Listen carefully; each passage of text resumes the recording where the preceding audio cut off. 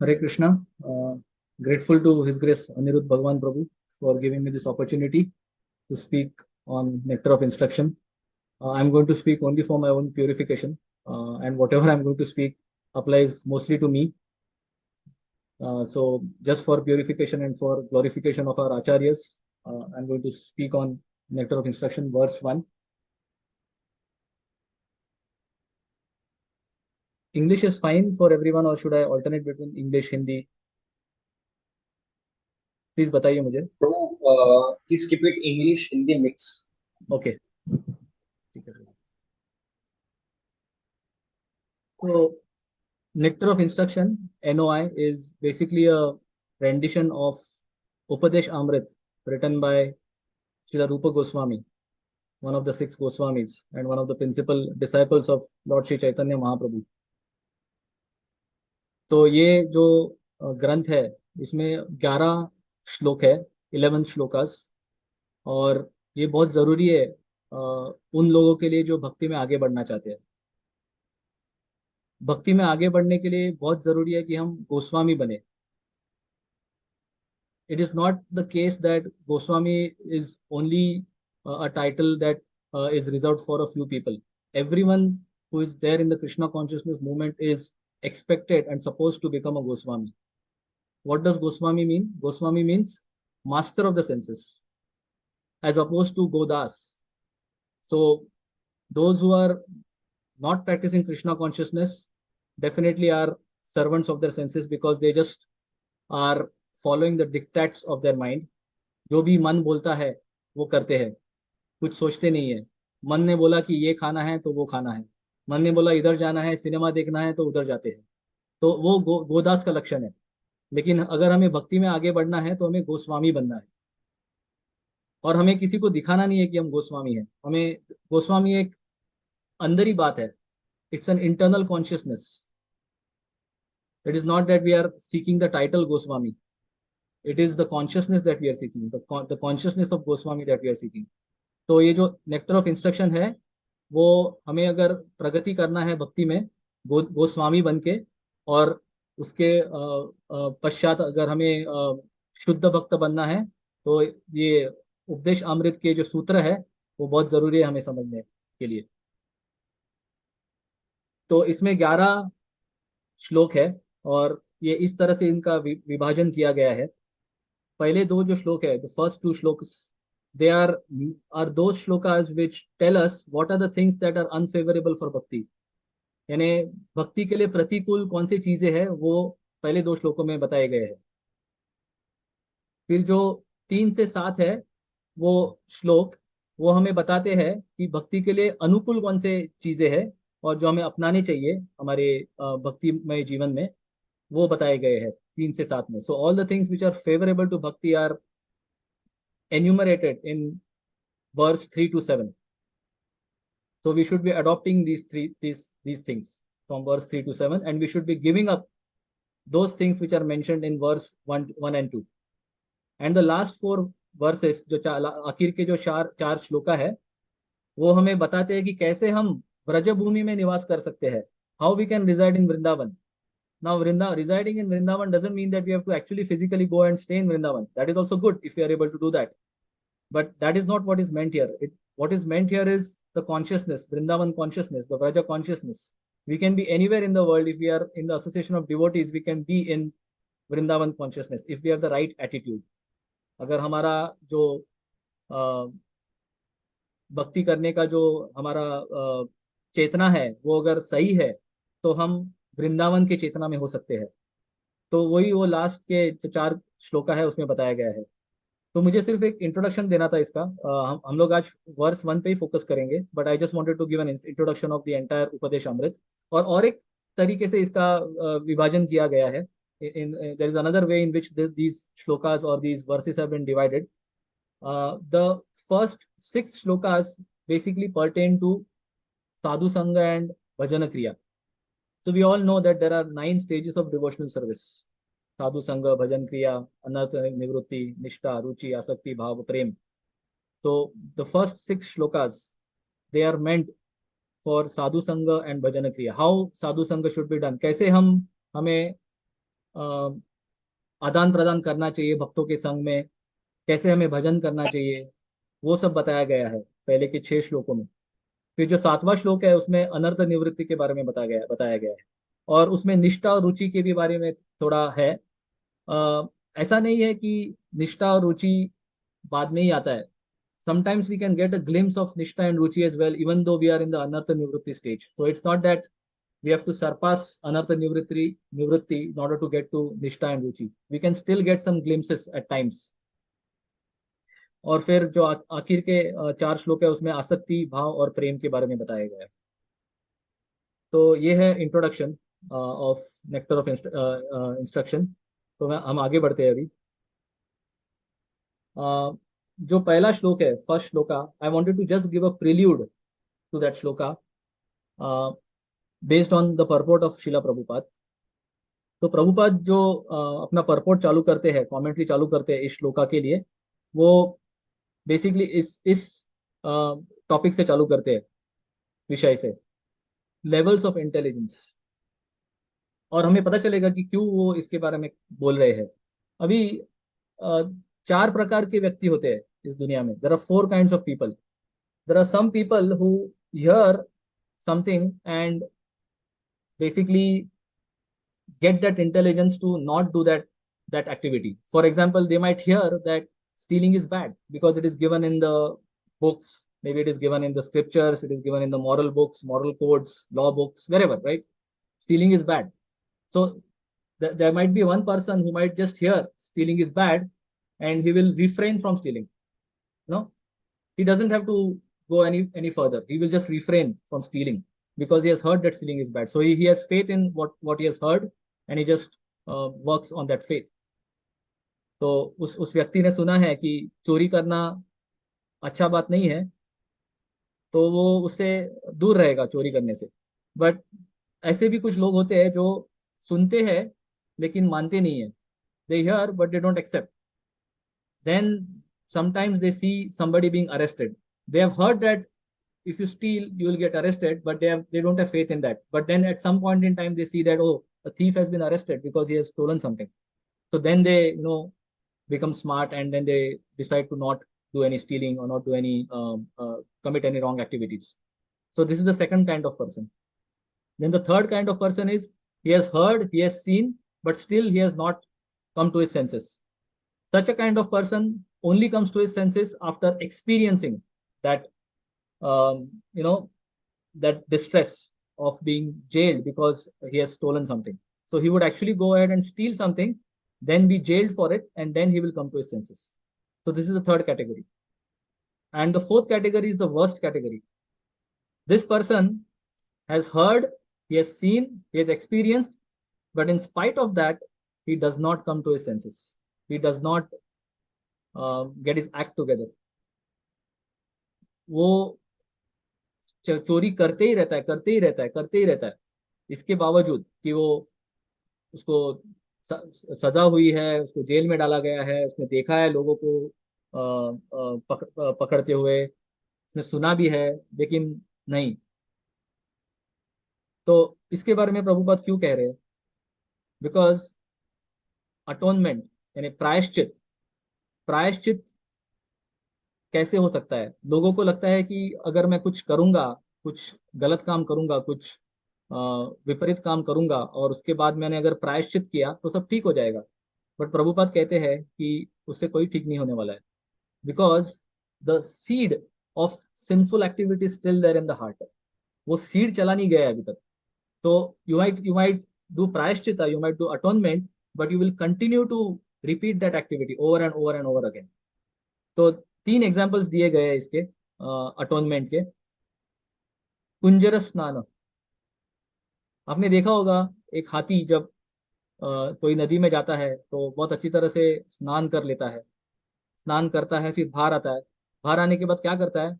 वो जो मड होता है रिवर बैंक पे, कीचड़ जो होता है, उसको लेता है और अपने शरीर पे वापस फैला देता है। तो क्या फायदा हुआ स्नान करने का? कुछ फायदा नहीं हुआ। इसको बोलते हैं कुंजर स्नान। और फिर एक कैटेगरी दिया है, seventh offence to the holy name. क्या है seventh offence to the holy name? to commit sinful activities on the strength of chanting the holy names. नाम नो बलाधि पाप यस्य पाप बुद्धि, यानी ऐसा सोचना कि मैं हरे कृष्णा का जप कर रहा हूँ और मैं कुछ भी कर सकता हूँ अभी, क्योंकि मैं हरे कृष्णा का जप कर रहा हूँ तो मुझे कुछ नहीं होगा। ये एक अपराध है। ये नाम अपराध बोलते हैं इसको, सातवां नाम अपराध, और ये बहुत घोर अपराध है। अगर हमने कुछ एक्सीडेंटली किया, गलती से हो गया, तो ठीक है, तो Krishna will excuse us. But अगर हमने जानबूझ के किया, सोच समझ के किया, डेलिबरेटली किया, कृष्णा विल नेवर फॉरगिव अस। तो ये और एक कैटेगरी बताया गया है। और थर्ड कैटेगरी जो क्रिश्चियंस करते हैं, एवरी सैटरडे संडे चर्च जाते हैं, पूरा हफ्ता वो अनाप शनाप करेंगे, फिर शनिवार या रविवार को चर्च जाएंगे और फिर फादर के सामने कन्फेशन करेंगे, ओ फादर मैंने ये किया, मैंने वो किया, और फादर बोलेगा ठीक है, कोई बात नहीं, हो जाता है। फिर उसको अच्छा लगेगा जिसने ये बोला है, और फिर वापस बाहर आके मंडे से वापस चालू। तो these three things are completely condemned in the scriptures. Srimad Bhagavatam completely condemns this kind of atonement. And that's why Prabhupada gives the next point, which is that real attainment can only be established by coming to real knowledge, which is our real constitutional position, Krishna consciousness. So unless we become Krishna conscious, we cannot really come to the real atonement. हम प्रायश्चित कर ही नहीं सकते, क्योंकि हमारे अंदर वो seed है अभी भी, वो बीज अभी भी है। तो जब तक वो बीज जाएगा नहीं, तब तक हम प्रायश्चित का कोई फायदा नहीं है। There is no use to this prayashchit. तो how do we come to real attainment? There are two option given. इधर ऑप्शन टू है, एक्चुअली गलती से ऑप्शन वन हो गया, बट ऑप्शन टू है वो। तो option one is, you can go through the traditional way. You can practice brahmacharya, you can practice cleanliness, satyam, truthfulness, dama shama, mind control, sense control, charity, yoga आसन, ये कर सकते हैं आप, लेकिन इसमें बहुत टाइम लगेगा। और इसमें भी अंत में आपको कृष्णा कॉन्शियसनेस में आना ही पड़ेगा, क्योंकि कृष्णा कॉन्शियसनेस के बिना कोई परफेक्शन हो नहीं सकता है। तो प्रभुपाद बोलते हैं कि इसके बदले, अगर आप अगर किसी शुद्ध भक्त के संपर्क में आ गए, तो आपका कृष्णा कॉन्शियसनेस चालू हो सकता है, आपकी कृष्णा भावनामृत की स्थिति चालू हो सकती है। और उसमें आपको क्या करना है? बहुत सिंपल है, बहुत बहुत सरल है। आपको सिर्फ भक्तों का संग करना है और चार नियमों का पालन करना है।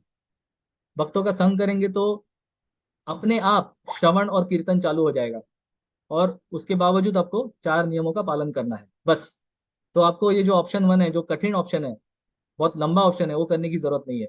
ये अगर करेंगे तो आपका जो सीड है, के अंदर जो सीड है, हमारे अंदर जो सीड है, बीज, जो सिंफुल सीड है, वो चला जाएगा by Krishna consciousness. And then that is real prayaschitta. That is real atonement for all the things that we have committed so far in this material world. Once we come to the platform of Krishna consciousness, then that is real atonement. Till that time, atonement is just an eyewash. ये सिर्फ एक दिखावा है। तो ये prelude है to verse number 1 that Prabhupada gives. I will now go to the next slide, and this is the final slide. I will now spend most of the time on this slide. तो ये verse 1 है। मैं इसको एक बार recite करूंगा, और अगर आप में से कोई वापस एक बार रिसाइट करना चाहता है तो कर सकते हैं। मैं चालू करता हूँ।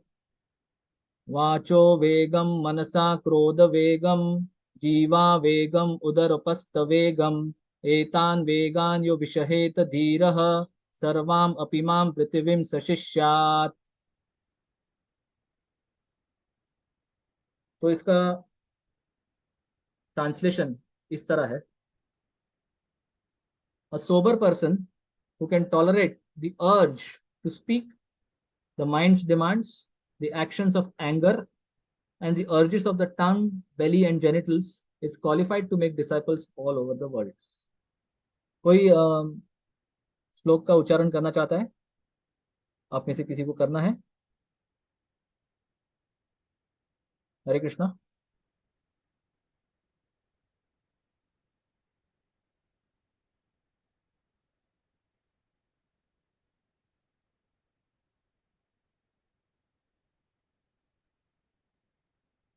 ठीक है, हम आगे बढ़ते हैं। तो अभी इसमें क्या बताया गया है, what is being told here? So there are six urges that we have to deal with, and it is called वेगम। वेगम क्यों कहा गया है इसको वेगम? वेगम यानी जो बहुत वेग से आता है, फोर्स। आपने देखा होगा वेग, जब कोई हवा का झोंका आता है तो वेग से आता है, तो उसको वेग क्यों बोलते हैं? बिकॉज वो बहुत फोर्स से आता है, उसको रोकना बहुत कठिन होता है, तो इसीलिए उसे फोर्स कहा गया है। Force, it comes with a lot of force, and it's very difficult to tolerate it or control it. That's why it's called vegam. So these are the six urges or vegam of um different categories which we have to deal with. And if we don't control these urges, then we can never advance in bhakti. So these urges are categorized in three ways. The first category is vachah, that is speech. Second category is manasah, mind. And the third category is kaya, that is body. And now within each category, there are different subdivisions totaling up to 6. तो total जो वेग है, जो second column में दिए गए हैं to be controlled, वो 6 है जो इस श्लोका में बताए गए हैं। तो पहला वेग क्या है? वचः, speech. We have to control our speech, it's very important. Prabhupada एक एग्जाम्पल देते हैं फ्रॉक का। मेंढक, मेंढक जब जोर से चिल्लाने लगता है, कॉक कॉक क्रॉक क्रॉक, तो क्या होता है? सांप आता है और उसको खा लेता है। क्योंकि वो चिल्लाता है तो सांप को पता चलता है कि मेंढक किधर है, वो आते आके उसको खा लेता है। So what is the analogy that Prabhupada is giving here? That if we speak nonsense things which are not related to Krishna, then the serpent of time will come and eat us. We'll die, and we will not get a human life again, mostly. And we might not go back to the spiritual world if we continue to croak like a frog, speaking all nonsense. तो प्रभुपाद ने उसका ये भी दिया है, समाधान भी दिया है हमें, कैसे इसको कंट्रोल कर सकते हैं, इस वेग को कंट्रोल कर सकते हैं। सिंपल, कृष्णा के बारे में बोलो, कृष्ण कथा। और कृष्ण कथा का मतलब ये नहीं है कि हमें लेक्चर देना है कृष्ण के बारे में, इसका ये मतलब नहीं है। हमें जब भी कोई मिलता है भक्त, तो हमें कृष्ण के बारे में बात करना है।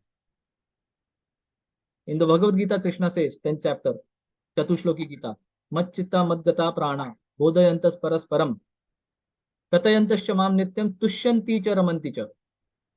When my devotees meet, they take great pleasure in speaking about me, conversing about me, talking about me. They take great pleasure.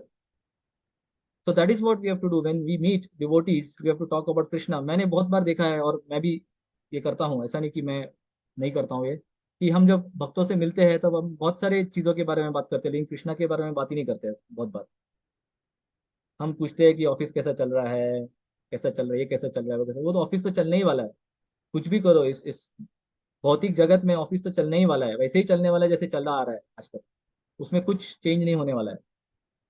तो हमें जब मिलते हैं, तब हमें कृष्णा के बारे में बोलना चाहिए, कृष्णा के सेवा के बारे में बोलना चाहिए, कृष्णा के कथा के बारे में बोलना चाहिए, भक्तों के बारे में बोलना चाहिए, आचार्य के बारे में बोलना चाहिए। तो इससे हम ये जो वेग है वचह, वाचो वेगम, इसको हम कंट्रोल कर सकते हैं। और प्रभुपाद ने एक केस स्टडी भी दिया है इसमें कि मायावादी और कर्मीज जो है वो अनाप शनाप बकवास करते हैं। मायावादी सब चीज के बारे में बात करेंगे, शून्यवाद, ये वाद, लेकिन कृष्णा के बारे में कभी नहीं बोलेंगे। और कर्मीज जो है वो कृष्णा के बारे में तो बोलेंगे ही नहीं, और अध्यात्म के बारे में भी नहीं बोलेंगे। तो हमें इन लोगों से बचना है, और हमें इस वाद से भी बचना है, मायावाद से बचना है, कर्मवाद से भी बचना है। और हमें सिर्फ कृष्ण के बारे में बात करनी है, हमें कृष्ण के बारे में बोलना है। तो इससे हम ये पहला जो वेग है वचह, उसे हम कंट्रोल कर सकते हैं। फिर जो दूसरा कैटेगरी है मनस, माइंड। माइंड में दो दो चीजें आते हैं, दो वेग आते हैं। पहला है अविरोध प्रीति, यानी अनरिस्ट्रिक्टेड अटैचमेंट, यानी बहुत सारा अटैचमेंट होना इस भौतिक जगत को, इस भौतिक जगत के चीजों को, बहुत सारा अटैचमेंट होना, यानी जैसे कर्मी होते हैं, फिर मायावादी भी, ज्ञानीज भी। Basically, the point is that if we are attached to anything other than Krishna, even if it might be so called spiritualism or spirituality, it is of no use, because we will not attain the real goal, that is Krishna. So our mind should be focused on Krishna. So that is what Prabhupada is telling here. How to control? Think about Krishna. Krishna के बारे में सोचो, भजो कृष्णा।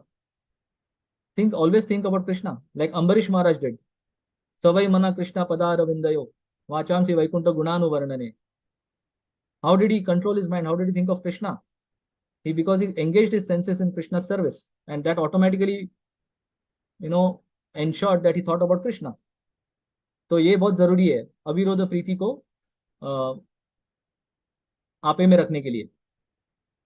दूसरा जो इसके बाद वाला जो है विरोध युक्त क्रोध, एंगर और फ्रस्ट्रेशन, ये क्या है?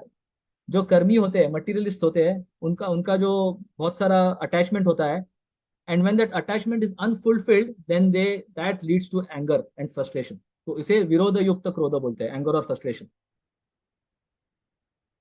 तो इसको भी हमें कंट्रोल करना चाहिए। और एंगर का और एक है, अभी भक्तों को भी एंगर आ सकता है, क्योंकि हम अभी शुद्ध नहीं हुए, हम साधना भक्ति कर रहे हैं, हम अभी शुद्ध नहीं है, तो हमें भी क्रोध आ सकता है इस अनर्थ निवृत्ति के स्टेज में। तो हमें क्या करना चाहिए इसके बारे में?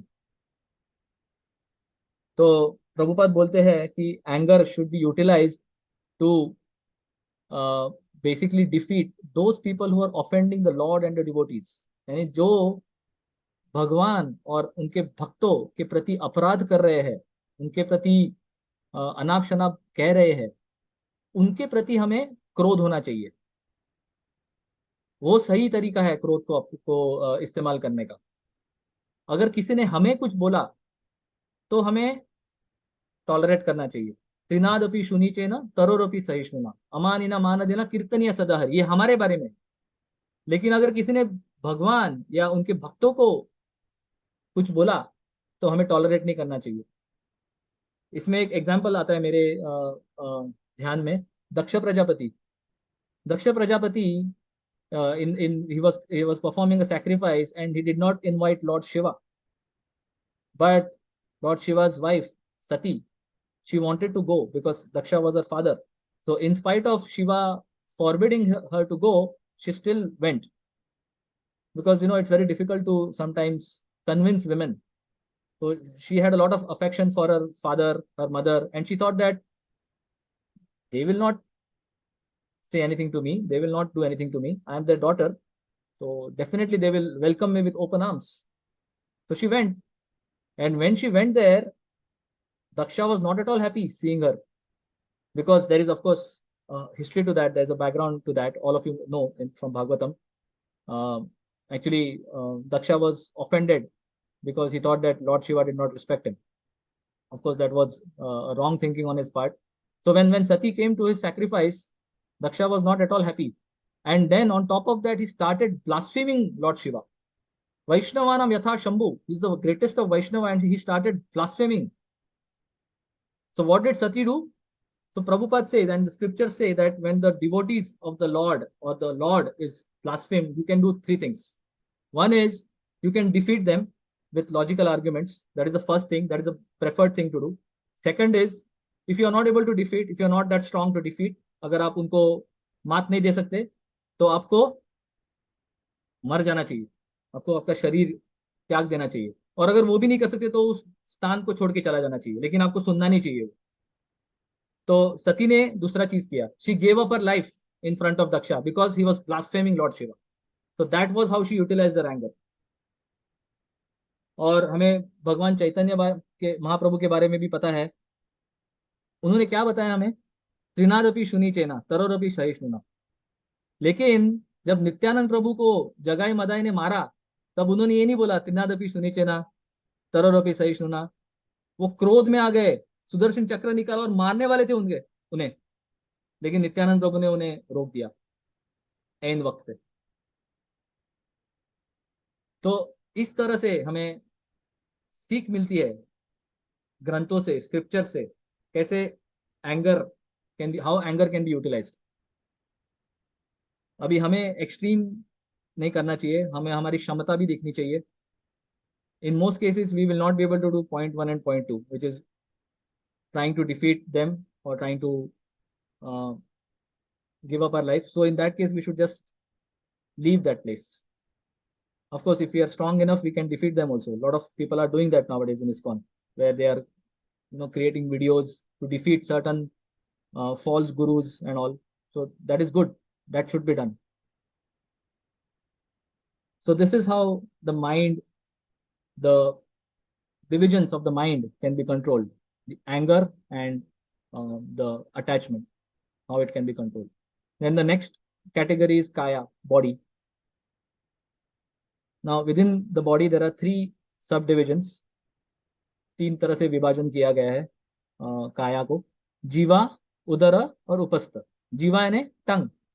हमारी जीवा को कंट्रोल करना सबसे डिफिकल्ट है, क्योंकि इस जीवा का एक ही इच्छा है, अलग अलग चीजों को टेस्ट करना, अलग अलग रसों को टेस्ट करना. हम देखते हैं, हम जब भक्ति में नहीं थे तभी हमें कितना कुछ हम खाते थे, हम सोचते भी नहीं थे इधर जाके वो खाओ, इस होटल में जाके वो खाओ. In the Bhagavad Gita it is said that food is in 3 kinds of, the 3 different modes, सत्वगुण, रजोगुण एंड तमोगुण. लेकिन हम ये सब सोचते ही नहीं थे, जो मिलता था वो खा लेते थे. लेकिन जब हम कृष्ण भक्ति में आए तब हमें पता चला कि diet is very important to control the mind and control the senses. तो इसीलिए प्रभुपाद ने कहा है कि हमें सिर्फ कृष्ण प्रसादम का ग्रहण करना चाहिए. कृष्ण प्रसादम अगर हम लेंगे तो हमारा चित्त शुद्ध हो जाएगा और हम कृष्ण के बारे में सोच पाएंगे. चैतन्य चरितमृत में कहा गया है, विषयरा अन्न खायला दुष्ट है मन. अगर हमने किसी का अन्न खाया जो कृष्ण भक्त नहीं है, कृष्ण का भक्त नहीं है, कृष्ण भक्ति में नहीं है, तो हमारा मन दुष्ट हो जाएगा. तो इसीलिए हमें बहुत सावधान रहना चाहिए. हमें सिर्फ प्रसादम का ग्रहण करना चाहिए, और प्रसादम भी हमें देखना चाहिए किसने वो बनाया है प्रसादम. ऐसा नहीं कि हम कुछ भी मार्केट से ले आए और उसको ऑफर कर दे और सोचे कि ये प्रसादम है. भगवान ने बहुत क्लियरली कहा है गीता में, पत्रम पुष्पम फलम तोयम यो में भक्त्या प्रयच्छति तदम भक्तुपारतम अश्नामी प्रयतात्मनः. पत्रम पुष्पम फलम तोयम यो में भक्त्या प्रयच्छति. भक्त्या में मोस्ट इंपॉर्टेंट इंग्रेडिएंट इज भक्ति, लव. अगर हम ऐसा सोचेंगे कि हम कुछ मिठाई लेके आएंगे मार्केट से और ऑफर करेंगे कृष्णा को और कृष्णा ले लेंगे, तो हम गलत है. Because Krishna only takes the love. Krishna सिर्फ भक्ति लेते हैं. और उस जो जिस व्यक्ति ने वो बनाया है, उसने भक्ति के लिए नहीं बनाया है, वो उसने बिजनेस के लिए बनाया है वो मिठाई. तो ये हमें बहुत ध्यान रखना चाहिए इसका. और एक चीज कहा गया है, प्रभुपाद ने कहा है, प्रसादम में भी हमें ऐसा नहीं करना चाहिए कि प्रसादम का हम ज्यादा ग्रहण कर ले. ऐसा नहीं हमें सोचना चाहिए कि अरे मुझे ये खाना है, पनीर खाना है, तो मैं कृष्णा को आज पनीर ऑफर करूंगा और फिर पनीर खाऊंगा. ये गलत है. तो इससे भी हमारा पतन हो सकता है. अगर हम सोचेंगे कि हम प्रसाद खाएंगे ऑफर करके, और ज़्यादा प्रसाद खा लेंगे और ज़्यादा ऑपुलेंट प्रसाद खाएंगे, बहुत स्वादिष्ट व्यंजन बनाएंगे और खा लेंगे हमारी तृप्ति के लिए, आत्म तृप्ति के लिए, तो वो गलत है. इससे हमारा पतन हो सकता है. चैतन्य महाप्रभु ने हमें वार्निंग दिया है. He has given us a warning, भला ना खाइबे भला ना पारिबे. It is not that we should eat very opulently, we should eat to keep body and soul together. जब प्रभुपाद ने इस्कॉन चालू किया तभी अपने शिष्यों को वो बहुत सारा प्रसाद देते थे. उनका एक जार होता था के सेंटर में, उसमें गुलाब जामुन भरे रहते थे. और जो भी कोई आ रहा है भक्त, वो गुलाब जामुन को उठा के खा सकता था जब चाहिए तब. But that was in the initial stage. After that Prabhupada started putting restrictions. He started saying that even Prasad when had in excess quantity can cause fall down. So it's very important for us as devotees to understand that just because it is prasad doesn't mean that we can keep eating it without any restriction. So there has to be restriction. Restriction is always there. Tapasya is a part of our life. We have to always practice tapasya. We always have to practice austerity. We cannot say that just in the name of Krishna Prasadam, we can keep eating opulently and keep eating excessively. That will not give us the desired result. तो just to summarize, जीवा को कैसे control कर सकते हैं? प्रसादम देके, और प्रसादम को भी सही मात्रा में लेना चाहिए और सही चेतना से लेना चाहिए, not with the spirit of enjoyment. फिर नेक्स्ट है उदर. उदर यानी स्टमक, बेली. जैसे आपको पता है दामोदर, दामोदर का मतलब क्या है? जिसके बेली पे रस्सी बांधी गई थी उसे दामोदर कहते हैं. तो उदर इज दामोदर, इज स्टमक और बेली. तो उदर को कैसे हम कंट्रोल करें? उदर को कैसे कंट्रोल कर सकते हैं? By observing fasting days. There are different fasting days throughout the year. Of course, every month there are 2 fasting days of Ekadashi, and even throughout the year there are so many other fasting days, like the appearance days of the Lord, then appearances of our acharyas. So all these important days should be observed. It's very important for us to observe these important days if we want to make progress in Krishna consciousness. The example that comes to my mind is of Maharaj Ambarish. He was performing a fast for a year, Ekadashi fast. And because of that, he was able to control his senses. When Durvas Muni came and he started becoming angry at Ambarish Maharaj just stood there with folded hands. He did not retaliate. उन्होंने कुछ भी नहीं कहा दुर्वास मुनि को. वो सिर्फ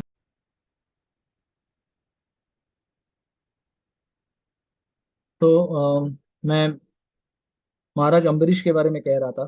तो अम्बरीश महाराज, जैसे मैं कह रहा था, अम्बरीश महाराज उन्होंने अपना जो इंद्रियों का पूरा संयम किया था. उन्होंने एकादशी का व्रत रखा था 1 साल के लिए ऑलमोस्ट.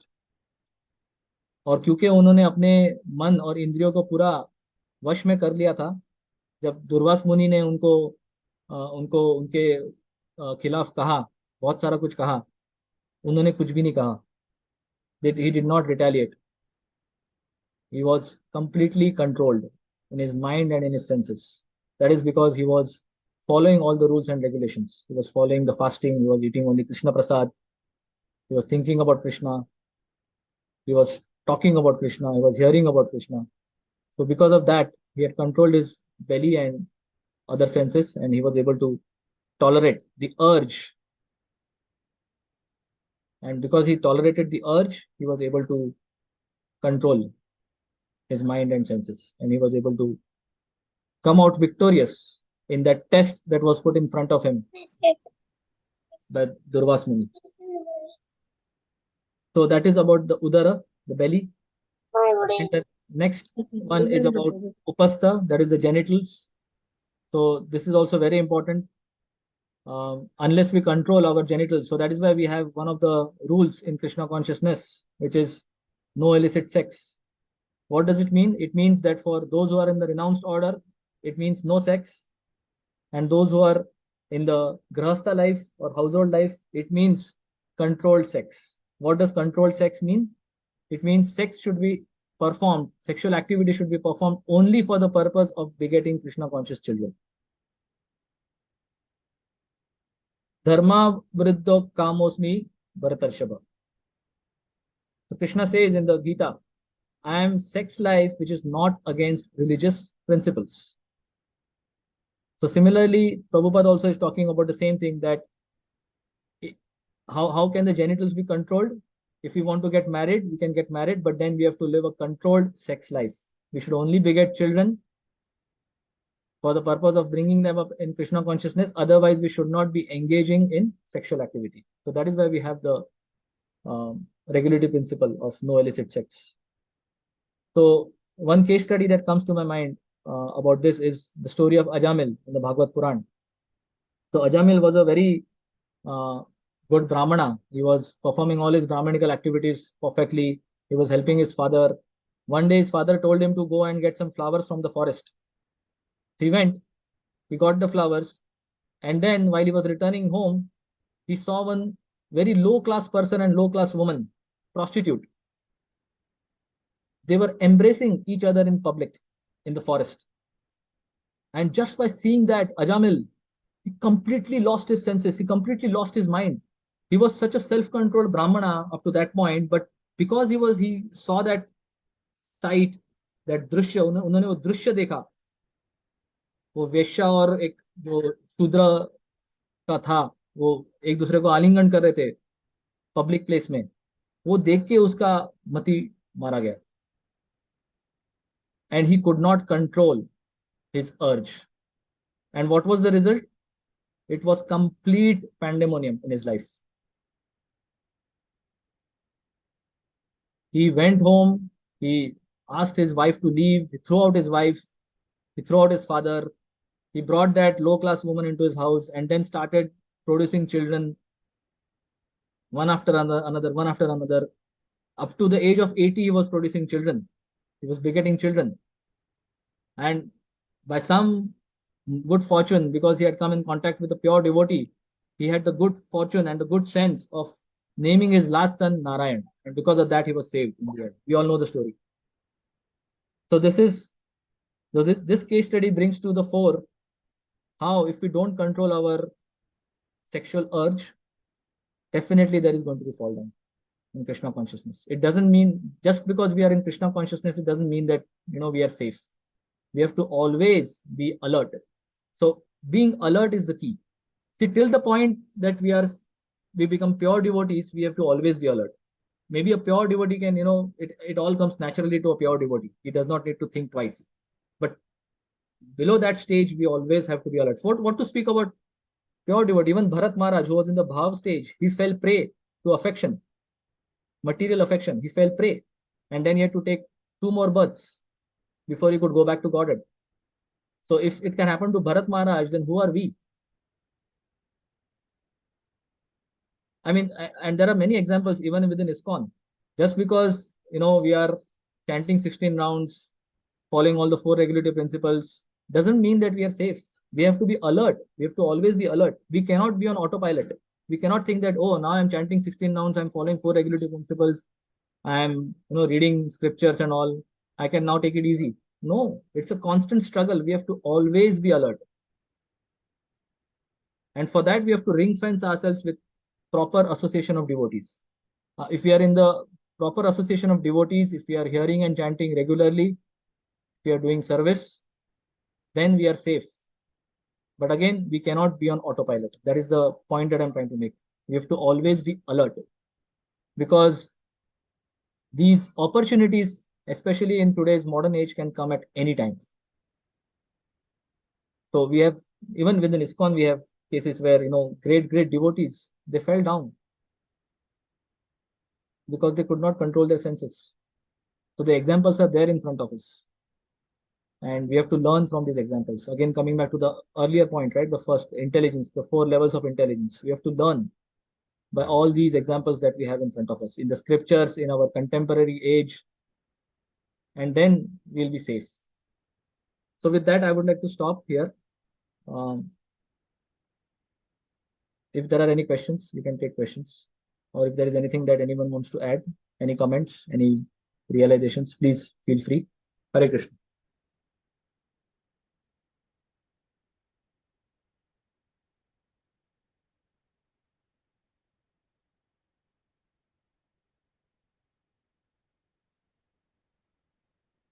हरे कृष्णा।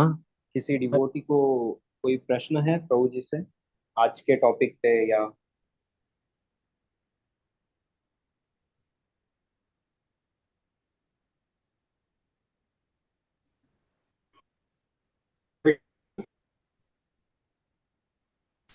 यस सर बिल्कुल।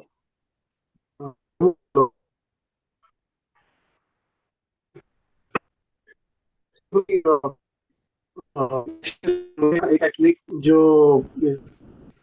प्रसादम जो है, I like to eat prasadam,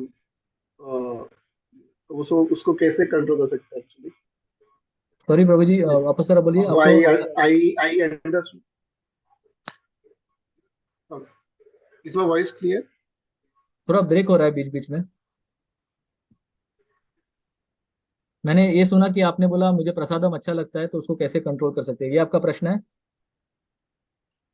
yes yes yes.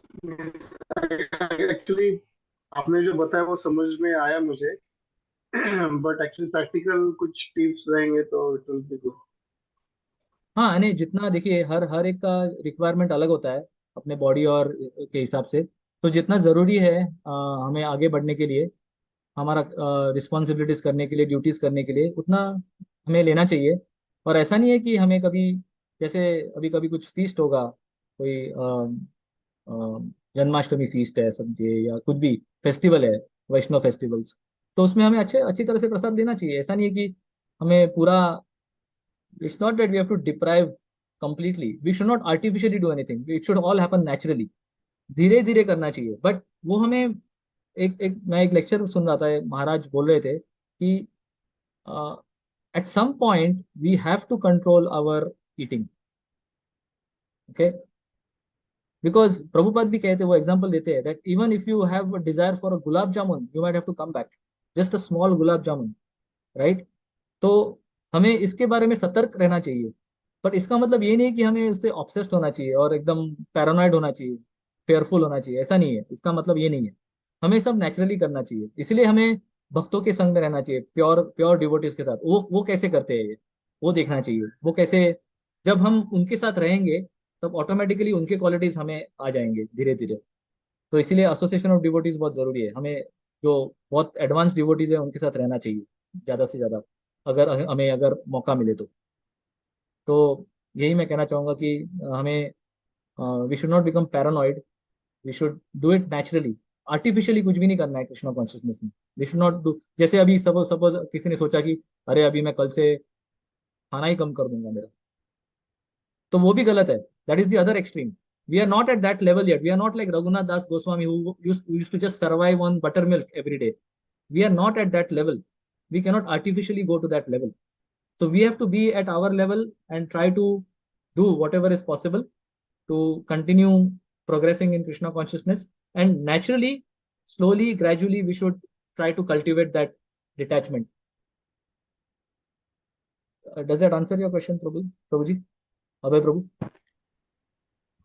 Yes Prabhu, just one more actually. आपने बोला कि गुरु महाराज ने बोला कि at some point in time we have to restrict even taking, maybe even indulging in the prasadam. And So वो point, restrict as in we should not be attracted to prasadam. We should be attracted to Krishna's service. And for that, whatever is needed to be done, we should take that much. But अभी क्या होता है, अभी मैं मेरे बारे में बोल रहा हूँ। प्रसादम एक बहुत बहुत ही महत्वपूर्ण पार्ट है मेरे भक्ति के जीवन का, बहुत महत्वपूर्ण। अभी मैं जब भी जाता हूँ किधर, कोई भी सत्संग में, तो मैं सोचता हूँ कि हाँ प्रसादम क्या मिलेगा, सोचता हूँ मैं। तो इसका मतलब ये है कि मैं प्रसादम के बारे में भी सोच रहा हूँ। बराबर है ना? कृष्णा के बारे में इतना नहीं सोच रहा हूँ, प्रसादम के बारे में भी सोच रहा हूँ। कृष्णा के बारे में भी सोच रहा हूँ, मुझे अच्छा लगता है सत्संग में जाना, लेकिन प्रसादम के बारे में भी सोच रहा हूँ।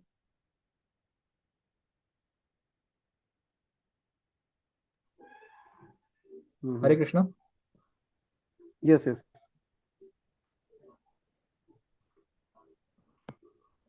और किसी को अगर ऐड करना है इसके लिए तो प्लीज।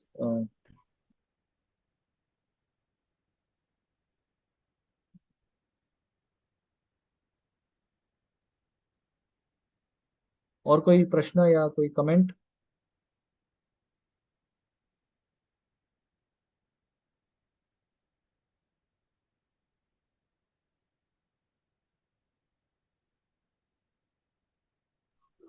ये जो इसका जो उदाहरण दिया था, अ, अ, हाथी का, जो स्नान करने के बाद फिर से आके मिट्टी छिड़कता है शरीर पे। तो इसका एक्चुअली मीन्स हमने तो कभी ऐसा देखा नहीं है। Obviously this example is correct, but इसका एग्जैक्टली हम हमारे इसमें कैसे मीन्स अप्लाई करें। वी अंडरस्टैंड कि हाथी ऐसे करता है, बट हम ये कैसे करते हैं, इसका कुछ एग्जांपल आप दे सकते हैं? जस्ट ट्राई टू ने, रिलेट। हाँ, तो ये क्यों उन्होंने एग्जाम्पल दिया है प्रभुपाद ने? प्रभुपाद का एग्जाम्पल नहीं, एक्चुअली ये भागवतम में Parikshit Maharaj ask Sukhdev Goswami about atonement, प्रायश्चित्त। तभी सुखदेव गोस्वामी परीक्षित महाराज को ये एग्जाम्पल देते हैं, कुंजर शौचम। तो हम्म। इसका ये मतलब है कि बहुत सारे लोग ऐसे होते हैं जो गलत काम करते हैं, फिर जाके नहा लेते हैं और फिर वापस बाहर आके गलत काम करते हैं। इसका ये मतलब है, समझ रहे हैं आप? यानी उन्होंने कुछ सिंफुल एक्टिविटी किया है, फिर जाके वो नहा लेते हैं। नहा लेने का मतलब क्या है? कन्फेशन कर लेते हैं, या कोई यज्ञ करेंगे। अरे इस मैंने ये गलत काम किया है, तो मैं इसके लिए यज्ञ करूंगा कुछ तो, और फिर मैं प्रायश्चित करूंगा। वो ठीक है, हो जाएगा प्रायश्चित, लेकिन बाद में आके वापस अपने ऊपर कीचड़ डाल देंगे वो गलत काम करके, क्योंकि अंदर जो बीज है, जो हृदय में जो बीज बीज है, पाप बुद्धि, वो अभी तक गई नहीं है। तो यही एग्जाम्पल दे रहे हैं। अच्छा मिस, जो जो प्रयाग में जाके जो ये करते हैं, हाँ, प्रयाग में जाके अ, या कहाँ कहीं भी तो होली प्लेस में जाके वैसे नहीं। प्रायश्चित करते हो, हाँ हाँ। मिस, हाँ उसका कुछ डुबकी फायदा नहीं है। लगाते हैं महाकुंभ में। यस, अच्छा अच्छा एग्जैक्टली। अच्छा। बिकॉज वो but sinful. But initial stages में उसका सॉरी। बट इनिशियल स्टेज में उसका फायदा हो सकता है क्या मिस? नहीं, फायदा होगा ही नहीं अ, कभी। कभी नहीं होगा फायदा, unless we come to, because Prabhupada is clearly saying real atonement is coming to Krishna consciousness. Unless we come to Krishna consciousness, the seed will not go. जो सीड है ना हमारे अंदर to enjoy, that will not go. That is the cause of our residence in this material world, the seed. And that is what we are trying to eradicate by this process of bhakti.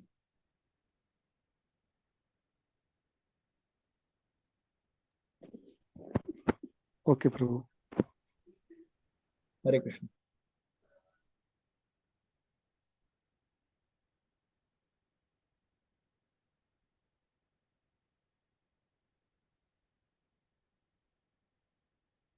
तो अगर और कोई प्रश्न नहीं है तो हम विराम दे सकते हैं इस सत्र को।